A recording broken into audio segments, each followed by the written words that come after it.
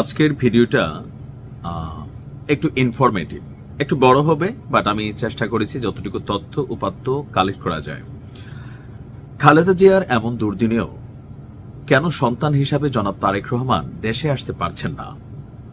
আমাদের বাংলা একটা কথা আছে, মার্চে যখন মাসির দরদ বেশি হয় তখন বুঝতে হবে যে এখানে একটু ভেজাল আছে। তারেক রহমানের মা বেগম খালেদা জিয়া সন্তান হিসাবে খালেদা জিয়ার প্রতি ওনার চেয়ে কোথাও না কোথাও মানে দুনিয়াতে আর কারো বেশি খালেদা জিয়ার প্রতি ফিলিংস হইতে পারে না, বা যাদের হচ্ছে তাদের ভেতরের উদ্দেশ্যটা কি এ নিয়ে কিন্তু সন্দেহ আছে। জনাব তারেক রহমান যেহেতু আম আদমি না, নিশ্চয়ই এমন কিছু আছে যেটার জন্য তিনি বাংলাদেশে আসতে পারছেন না। দেশের ভেতরে কোনো একটা ষড়যন্ত্র তত্ত্ব হয়তোবা আছে। সরকার যেমন বলছে তারেক রহমান দেশে আসতে চাইলে মাত্র একদিনে ট্রাভেল পাস ইস্যু করে দেওয়া হবে, তারপরেও কেন আসছেন না?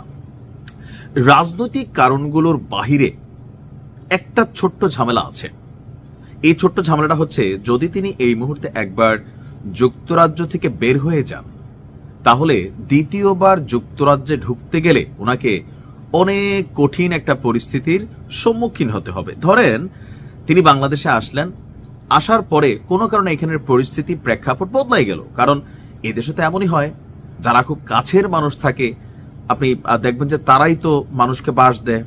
এখন এই মুহূর্তে যে কে মিত্র কে শত্রু এটা অনেকটা বুঝতে কষ্ট হচ্ছে জনাব তারেক রহমানের, বা ওনাদের যারা টিম আছেন ভেতরের গল্প ওনারা জানেন।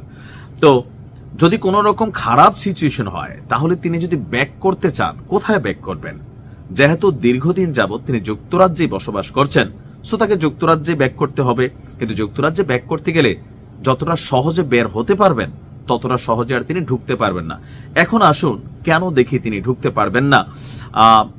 কারণ যতগুলো তথ্যসূত্র আমি ঘাটাঘাটি করলাম, তারেক রহমান বর্তমানে যুক্তরাজ্যে রাজনৈতিক আশ্রয় অর্থাৎ পলিটিক্যাল অ্যাজাইলামে তিনি অবস্থান করছেন, এবং এই অবস্থানটা অনির্দিষ্ট কালের জন্য এটা করার সুযোগ আছে। বলা হয়ে থাকে যে ইনডিফিনিট লিভ টু রিমেইন অর্থাৎ ILR নিয়ে তিনি এই মুহূর্তে বসবাস করছেন। তার সঠিক বর্তমান অবস্থা নিয়ে বিভিন্ন সময়ে বাংলাদেশ সরকার এবং তার দল তারা বিভিন্ন রকম বক্তব্য দিয়েছেন। তো রাজনৈতিক আশ্রয়ে তিনি যে সেখানে আছেন সেটা বাংলাদেশ সরকারের পররাষ্ট্র মন্ত্রণালয় এবং বিএনপি উভয় পক্ষই এটা নিশ্চিত করেছে যে তারেক রহমান রাজনৈতিক আশ্রয় চেয়েছিলেন এবং এর অংশ হিসাবে পাসপোর্ট ব্রিটিশ হোম অফিসে জমা দিয়েছিলেন। আর এটা নিয়ে আপনারা জানেন যে ওনার পাসপোর্ট এই মুহূর্তে মেয়াদহীন, আর সরকার তাকে ইমার্জেন্সি, যখন পৃথিবীর কোনো দেশে যখন কোনো বাংলাদেশি থাকে তখন তার যদি পাসপোর্ট হারাই ফেলে তাহলে তাকে দেশে আসার জন্য ট্রাভেল পাস ইস্যু করা লাগে। তো সরকার বলতেছে একদিনের মধ্যে ট্রাভেল পাস দিয়ে দিব, আপনি দেশে আসেন। কিন্তু এবার আসুন বাকি জিনিসগুলো, যে পলিটিক্যাল অ্যাজাইলাম যে ভিসাটা আছে এখানে কি কি সমস্যা হয় যদি আপনি একবার ওই দেশ থেকে বের হয়ে যান।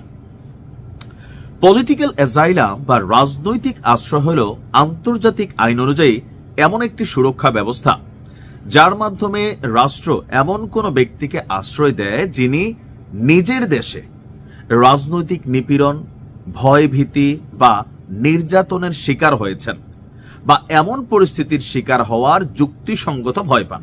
তো জনাব তারেক রহমান সেই 111 সরকারের সময় ওনার উপর যে টর্চার হয়েছে এটা তো সারা পৃথিবী দেখছে, ইন্টারন্যাশনালি নিউজগুলা প্রকাশিত হয়েছে। তো সেই জায়গা থেকে তিনি এই পলিটিক্যাল অ্যাজাইলাম যেটা মানে ভিসা তিনি এটা পাইলেন।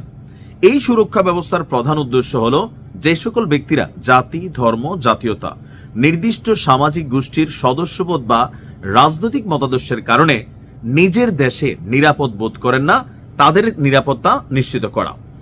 তো 1951 সালের জেনেভা কনভেনশন এবং 1967 সালের প্রটোকল রাজনৈতিক আশ্রয়ের মূল ভিত্তি। এই চুক্তিগুলোতে স্বাক্ষরকারী দেশগুলো আশ্রয় প্রার্থীদের অধিকার রক্ষা করতে হবে। তো এখন যখন আপনি ওই দেশ থেকে একবারের জন্য বের হইতে চাইবেন, একবার, তখন হচ্ছে কি আপনি ওই দেশে আশ্রয় নিয়েছেন যে ভাই দেশে গেলে আমার প্রাণের হুমকি আছে, আমার পরিবারকে মারা ফেলতে পারে, আমারে মারা ফেলতে পারে। সো এরকম ইস্যু দিয়ে কিন্তু ওই দেশ আপনাকে আশ্রয় দিচ্ছে। যখন আপনি রিটার্ন যাচ্ছেন দ্যাট মিনস হচ্ছে আপনার ওই প্রেক্ষাপটটা নাই, আপনি এখন ভালো আছেন, আপনার পরিবেশ, প্রেক্ষাপট, পরিস্থিতি বদলাই গেছে, সুতরাং আপনি যাইতে পারেন। কিন্তু আবার যখন ব্যাকের কাজ লাগবে সাথে সাথে যদি হয়, ইনস্ট্যান্টলি হয় যে তিনি গেলেন, তার পাসপোর্ট ওইভাবে রেডি করা হইতে পারলো না, বা আরো নানান ধরনের ঝামেলা থাকতে পারে। আবার ওনার তো এখনো পাসপোর্ট হয় নাই, উনি ট্রাভেল পাস ইস্যুতে আসবেন। ট্রাভেল পাস ইস্যুতে বিদেশ থেকে বাংলাদেশে যাওয়া যায়। বাংলাদেশে বসবাসকারী বিদেশি নাগরিকরা তাদের দেশের দূতাবাস যেটা ঢাকাতে আছে ওইটার মাধ্যমে তারা বাংলাদেশ থেকে বের হইতে পারবে, কিন্তু কোনো বাংলাদেশি বাংলাদেশ থেকে বের হইতে তার পাসপোর্ট লাগবে। এখন জনাব তারেক রহমানের একদিকে পাসপোর্ট নাই, ট্রাভেল পাস ইস্যুতে সরকার 24 ঘন্টার মধ্যে ওনারা দেশে যাওয়ার সুযোগ করে দিচ্ছেন ঠিকই, কিন্তু বাংলাদেশ থেকে বের হবেন কিভাবে যদি আল্লাহ না করুক পরিস্থিতিটা ভিন্ন কোনো কিছু থাকে, কারণ যে কোনো সময় যে কোনো কিছু ঘটতে পারে। তো এই সকল কারণে জনাব তারেক রহমান বেসিক্যালি যে সমস্যাগুলোর মধ্যে এটা একটা মেজর ফ্যাক্ট, সম্ভবত এটা একটা মেজর, আরো হয়তো ভেতরে অনেক ঘটনা আছে। তবে আমরা চাই তিনি যেভাবে হোক নিরাপদে বাংলাদেশে আসেন, আয়শা ওনার মায়ের সাথে দেখা করেন, আর কোনো পরিস্থিতি তৈরি না হোক। তো এই হলো অবস্থা, এটা আমার ব্যক্তিগত অ্যানালাইসিস, বাকিটা আল্লাহ ভালো জানে, দেখা যাক কি হয়।